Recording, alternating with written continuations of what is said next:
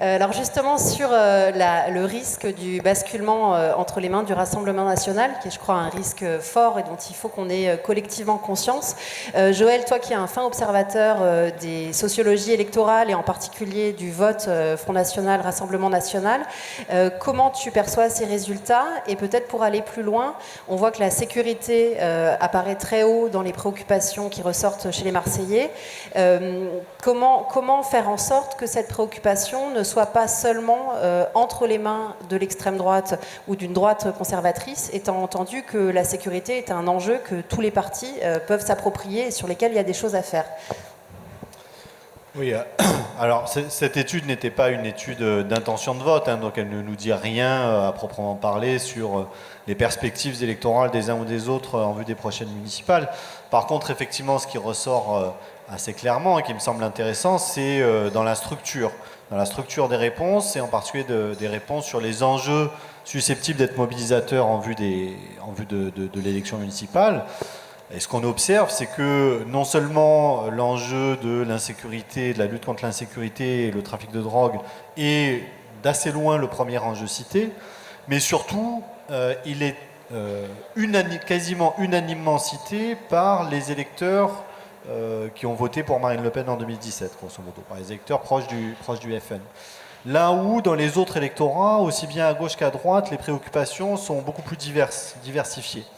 Ce qui signifie que dans la perspective de la campagne électorale, la tâche apparaît de prime abord beaucoup plus aisée pour les candidats du Rassemblement national, qui n'ont qu'à dérouler sur l'autoroute de l'insécurité qui leur est tracée, que pour les autres forces politiques qui vont devoir construire des discours beaucoup plus complexes, articulant différents enjeux et des électorats potentiels avec des préoccupations beaucoup plus diversifiées. Donc l'enjeu, il faut se poser la question de savoir si l'enjeu c'est de répondre frontalement au Rassemblement national en portant un discours alternatif sur la question de l'insécurité. Et forcément, à Marseille, on a assez vite en tête la question de la légalisation du cannabis, par exemple, dont on sait que c'est l'un des enjeux centraux. Ou si l'enjeu, c'est d'arriver à reprendre le contrôle de l'agenda politique et de fixer un agenda alternatif autour d'autres enjeux, en étant capable d'identifier des enjeux qui soient à la fois suffisamment clairement identifiables, suffisamment mobilisateurs et suffisamment clivants pour rassembler et mobiliser un électorat potentiel ou des électorats potentiels autour d'une offre politique qui doit être elle-même suffisamment lisible et unifiée. Bref, la tâche n'est pas aisée, mais elle est possible. Vaste défi. Pour rebondir sur la question de l'insécurité, Michel, tu évoquais tout à l'heure, quand on préparait cette table ronde, un lien de perception entre l'enjeu sécuritaire et la sociologie de Marseille, et en particulier la part importante des propriétaires dans notre ville. Si on reprend le texte de l'insécurité, d'abord il y a diversion de l'insécurité, c'est un terme beaucoup trop vague. Alors quand on articule, moi ça me fait un peu peur quand je vois insécurité et trafic de drogue, comme si les deux thèmes étaient forcément liés. Je pense que si on les déliait, on aurait une toute autre configuration de réponse qui apparaîtrait sur les questions qui sont liées. Mais l'insécurité fondamentalement, moi je le traduirais comme ça en disant sur Marseille, on le sait parce qu'il y a eu plein d'études qui ont été faites, c'est surtout une inquiétude de propriétaires, la sécurité.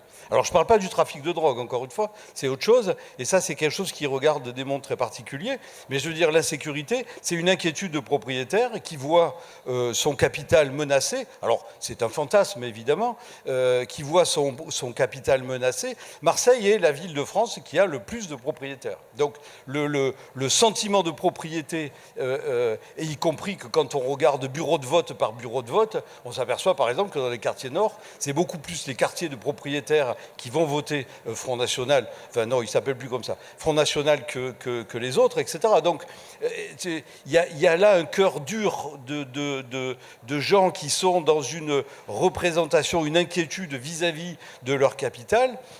Alors, est-ce qu'il appartient à la gauche et est-ce qu'il appartient à la politique de les rassurer, ou est-ce qu'il appartient à l'économie et à à la capacité qu'a cette ville de prendre un train qui ira un peu plus vite, de les rassurer. C'est une question... moi, j'ai tendance à penser que ces gens se rassureront ou se calmeront plutôt parce que l'économie leur permet de se rassurer et pas parce que des discours les assureront qu'on va les sécuriser de ce point de vue-là. Donc voilà.